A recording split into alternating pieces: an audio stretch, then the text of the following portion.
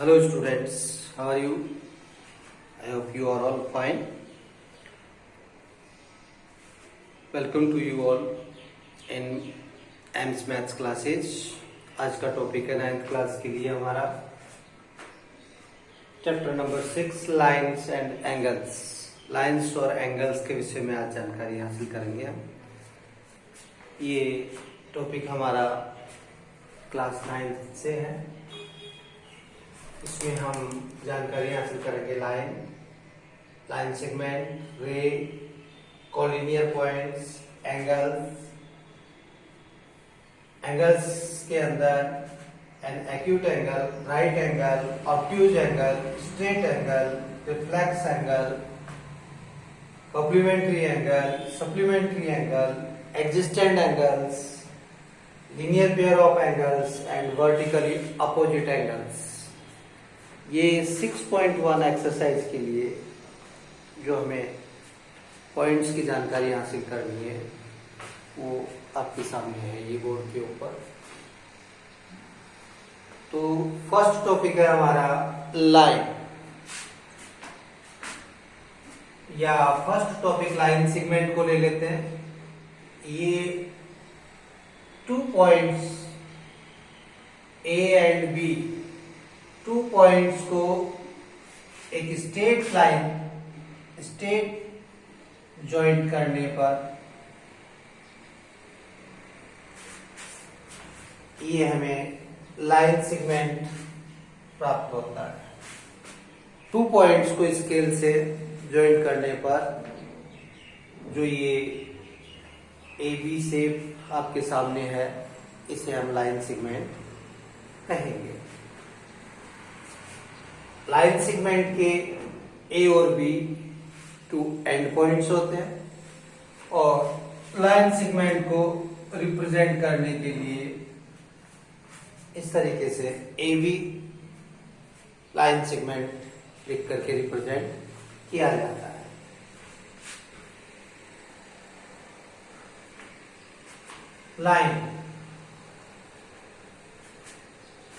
Line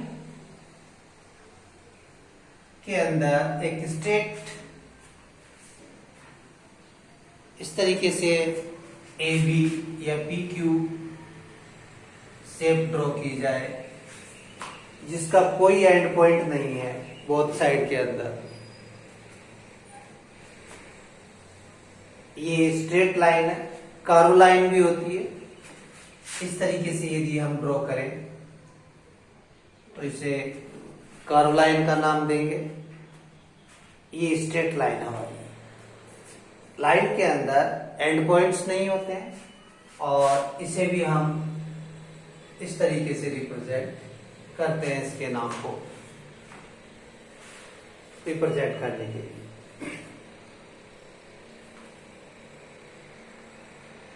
line segment में A and B 2 end point होते हैं, लाइन में एंड पॉइंट नहीं होते।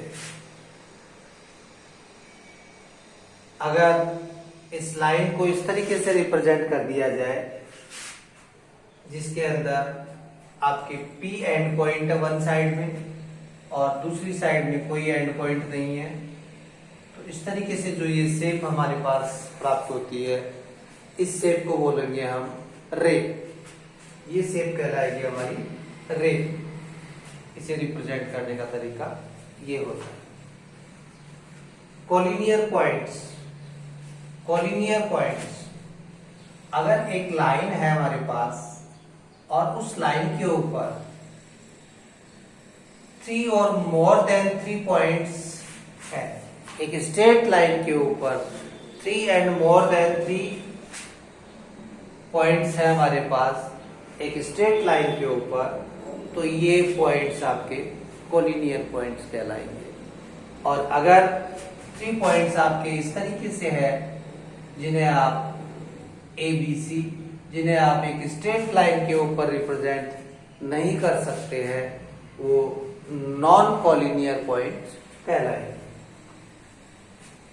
इसके बाद में आता है हमारा एंगल।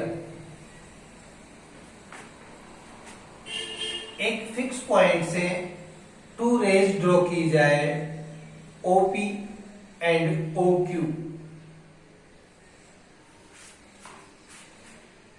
एक एंड पॉइंट O, यहां से OQ and OP two rays draw की जाए, और ये रेज के ड्रॉ करने पर जो ये शेप हमें फाइंड आउट होती है, ये शेप आपकी एंगल कहलाती है।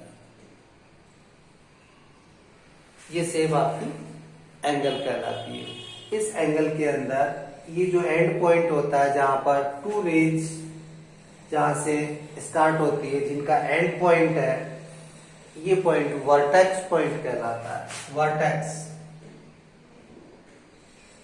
ये वर्टेक्स पॉइंट है O, एंड ये जो रेज है OQ एंड OP, ये इसकी आर्म्स कहलाती है।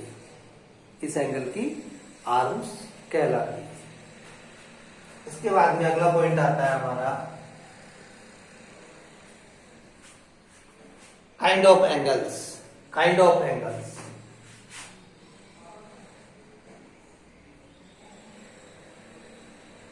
काइंड ऑफ एंगल्स के अंदर first acute angle,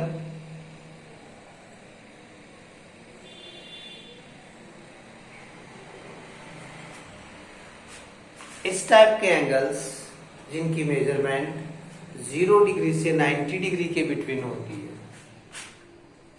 0 degree to 90 degree between,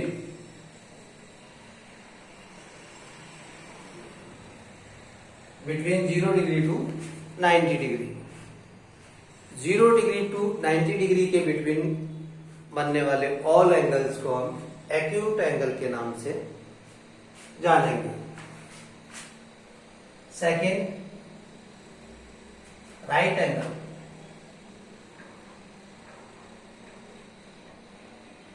ninety degree के एंगल को आप राइट एंगल के नाम से जानकारी में रखें। Third, obtuse angle.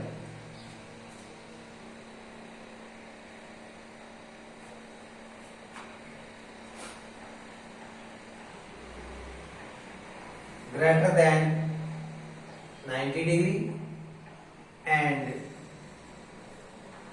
less than 180 degree।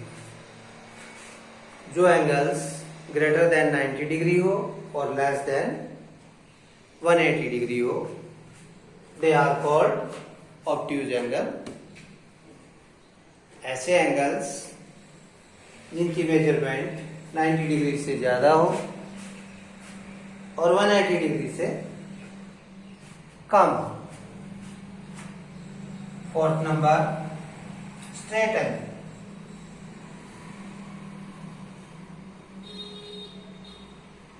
One 180 degree के एंगल को आप स्ट्रेट एंगल के नाम से जानते हैं। 180 डिग्री के एंगल को आप स्ट्रेट एंगल के नाम से जानेंगे। Reflex angle.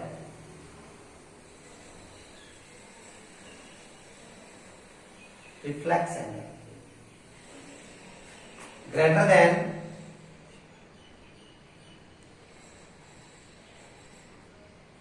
180 degree and less than 360 degree. Greater than 180 degree and less than 360 degree के एंगल्स आपके रिफ्लेक्स एंगल, रिफ्लेक्सिव एंगल्स कहलाते हैं।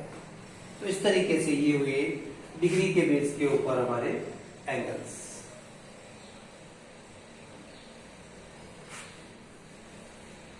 इनको शेप में रिप्रेजेंट किया जाए तो एक्यूट एंगल कुछ इस शेप में होंगे। राइट एंगल, ये एक्यूट एंगल, राइट एंगल इस पोजीशन में होगा। राइट एंगल को रिप्रेजेंट करने के लिए ये मार्क आप ध्यान रखें एंगल के ऊपर 90 डिग्री। ये 90 डिग्री नहीं भी लिखेंगे हम, और इस तरीके का साइन है एंगल में, तो भी आप इसे राइट एंगल से ही संबोधित करेंगे। ऑब्ट्यूज एंगल 90 डिग्री से ग्रेटर एंगल्स ऑब्ट्यूज एंगल, ये आपके ऑब्ट्यूज एंगल। स्ट्रेट एंगल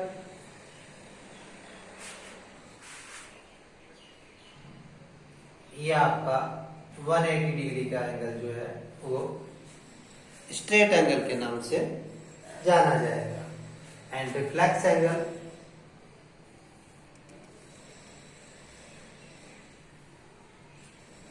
इस तरीके से ग्रेटर देन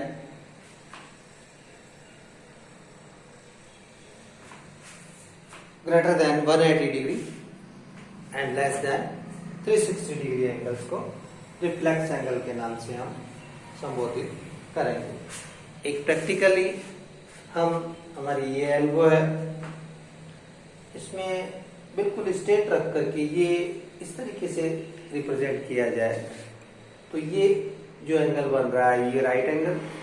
अगर ये कॉनी हमारी अंदर की तरफ झुकी हुई महसूस होती है, स्ट्रेट होने के बजाय अंदर की तरफ झुकी हुई रहती है, ये एक्यूट एंगल होंगे। और ये यदि स्ट्रेट के बजाय थोड़ी बाहर की तरफ इस तरीके से होती है, ये ऑब्ट्यूज एंगल। एंड बिल्कुल स्ट्रेट होती है तो ये स्ट्रेट एंगल। और इस तरीके से यदि ये एंगल लिया जाए तो ये एंगल आपका रिफ्लेक्स एंगल के नाम से हम एंगल को बिना मेजरमेंट करे देख करके ही ये नाम दे सकते हैं कि एक्यूट एंगल। बिल्कुल जैसे कि आपकी एक लाइन है, उसके ऊपर स्ट्रेट लाइन आती है तो ये राइट एंगल का सिंबल हो गया। और अगर ये लाइन आपकी इस तरीके से इस लाइन की तरफ झुका होता है तो ये एक्यूट एंगल। और थोड़ा लाइन से अपोजिट साइड में इसका झुका होता है तो ये ऑब्ट्यूज एंगल। स्ट्रेट होती है तो स्ट्रेट एंगल हो गया, एंड इस तरीके से होता है तो ये रिफ्लेक्स एंगल हो गया। अगला पॉइंट हमारा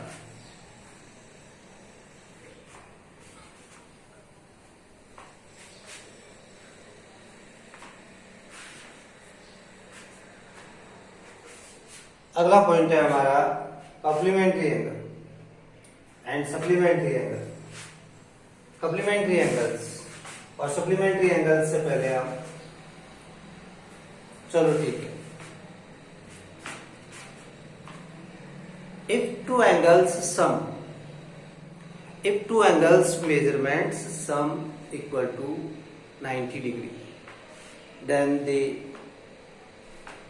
both angles called each other complementary angle. अगर दो एंगल्स का सम 90 डिग्री के इक्वल है तो वो एंगल एक दूसरे के कॉम्प्लीमेंट्री एंगल कहलाएंगे। For example 30 degree and 60 degree, 40 degree and 50 degree, 35 degree and 55 degree. अब इन एंगल्स का यदि आप सम करते हैं 90 डिग्री,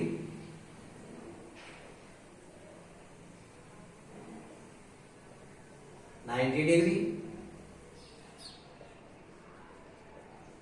90 डिग्री, तो यहां पर 30 डिग्री का कॉम्प्लीमेंट्री एंगल है 60 डिग्री एंड 60 डिग्री का कॉम्प्लीमेंट्री एंगल है 30 डिग्री। यहां पर 40 का कॉम्प्लीमेंट्री है 50 डिग्री एंड 50 का कॉम्प्लीमेंट्री है 40 degree.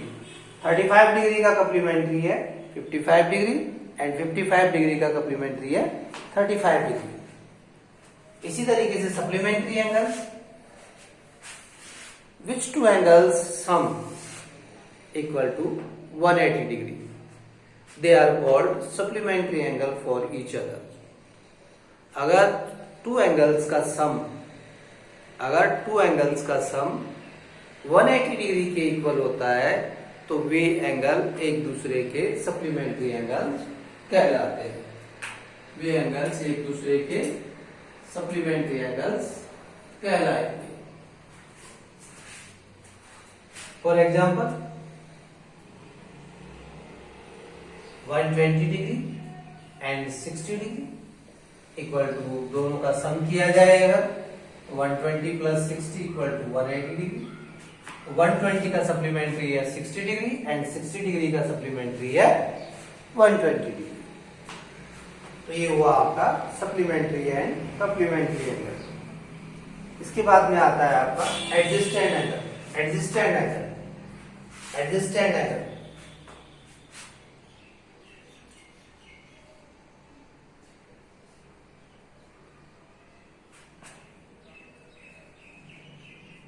Adjacent angle, adjacent angle इस टाइप के टू एंगल्स को एडजस्टेंट एंगल्स कहेंगे जिनमें वर्टेक्स एंड एक आर्म कॉमन हो और कॉमन आर्म के अलावा जो एंगल्स की टू साइड्स है वो कॉमन आर्म के अपोजिट डायरेक्शन में हो। देखिए कैसे, ये टू एंगल्स है, एक एंगल ये है, एक एंगल ये है। तो इन बोथ एंगल्स के लिए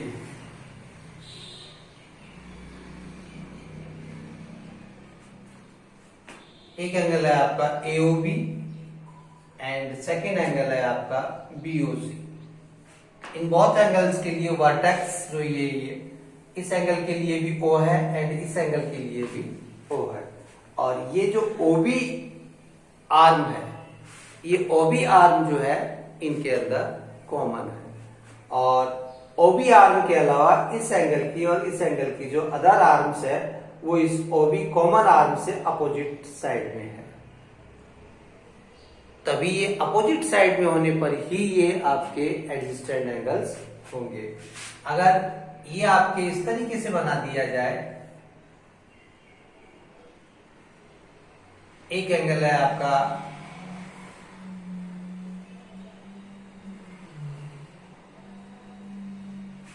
वही AOB एंड सेकेंड एंगल अपन बना दिया जाए ये इस तरीके से, ये एंगल AOC। तो यहां पर AOB and AOC, AOB and AOC इसके अंदर ये जो वर्टेक्स दोनों में कॉमन है और AO साइड, OA साइड जो है इस एंगल के लिए भी है और इस एंगल के लिए भी है। बट इस कॉमन साइड के अलावा जो टू साइड्स है वो केवल एक ही तरफ है। देखिए आप, ये साइड भी इधर की तरफ है और ये साइड OB और OC ये कॉमन साइड OA के वन साइड में है। सो ये एंगल्स आपके एडजस्टेंट एंगल्स नहीं कहलाएंगे, ये एंगल्स आपके एडजस्टेंट एंगल नहीं है। और ये कॉमन साइड के अपोजिट साइड में नॉन कॉमन साइड्स होनी चाहिए। Non common sides common side के अपोजिट साइड्स में होनी चाहिए, तभी ये दोनों एंगल्स आपके एडजस्टेंट एंगल कहलाएंगे। इस तरीके से अगर है कि कॉमन साइड के वन साइड के अंदर नॉन कॉमन साइड्स होती है तो ये these are not adjacent angles. ध्यान रखने का पॉइंट ये। Linear pair of angles, linear pair of angles आपके जैसे अभी एडजस्टेंट एंगल्स बनाए थे इसी तरीके से मैं एडजस्टेंट एंगल्स बना रहा हूं। एक स्ट्रेट लाइन है और स्ट्रेट लाइन के किसी भी पॉइंट के ऊपर आप इस तरीके से एक रे ड्रॉ करें P पॉइंट पर, ये AB लाइन है आपकी। तो इस तरीके से ये जो टू एंगल्स बन रहे हैं, ये टू एंगल्स इस तरीके के टू एडजस्टेंट एंगल्स जिसके अंदर कॉमन आर्म के अलावा नॉन कॉमन आर्म एक स्ट्रेट लाइन के रूप में, एक स्ट्रेट लाइन के रूप में हो, तो ये बोथ एंगल्स आपके लीनियर पेयर ऑफ एंगल्स कहलाएंगे, लीनियर पेयर ऑफ एंगल्स कहलाएंगे। और हम ये भी जानते हैं कि इन बोथ एंगल्स का जो सम है वो 180 डिग्री के इक्वल होता है। तो हम एंगल की परिभाषा के रूप में, डेफिनेशंस के रूप में हम यूं भी कह सकते हैं कि two adjacent angles sum, if two adjacent angles sum equal to 180 degree, two adjacent angles sum equal to 180, then they are also linear pair of angles। अगर टू एडजेस्टेंट एंगल्स का सम 180 डिग्री के इक्वल है तो वो linear pair of angles कहलाएंगे।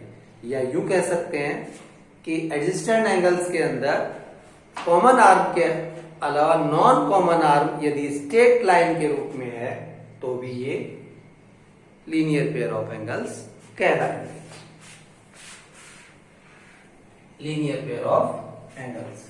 And last है vertically opposite angles. Vertically opposite angles, two sides है, two lines है हमारे पास, ये टू लाइंस इस तरीके से एक दूसरे को इंटरसेक्ट कर रही है। यहाँ O पॉइंट के ऊपर एक दूसरे को इंटरसेक्ट कर रही है। एक लाइन का नाम लिख देते हैं हम L और दूसरी का लिख देते हैं M। ये एक दूसरे को यहाँ पर इंटरसेक्ट कर रही है। तो इस तरीके से इंटरसेक्ट कर रही है ये O पॉइंट पर, तो ये इंटरसेक्टिंग पॉइंट्स कहलाएगा। और इस तरीके से इंटरसेक्ट करने के ऊपर ये जो अपोजिट एंगल्स बनते हैं वर्टिकली जो ये अपोजिट है, ये एंगल्स, ये वर्टिकली अपोजिट एंगल्स कहलाते हैं। ये एंगल और ये एंगल, और साथ में ये एंगल और ये वर्टिकली अपोजिट एंगल्स कहलाते हैं, ये एंड। और ये मेजरमेंट में सेम होते हैं, इक्वल होते हैं, इनकी मेजरमेंट बिल्कुल सेम होती है। तो इस तरीके से आज हमने नॉर्मली जो 6.1 एक्सरसाइज में हमारे कुछ प्रॉब्लम्स है उन्हें सिंप्लीफाई करने के लिए जिस नॉलेज की हमें जरूरत थी वो नॉलेज हमने बताया।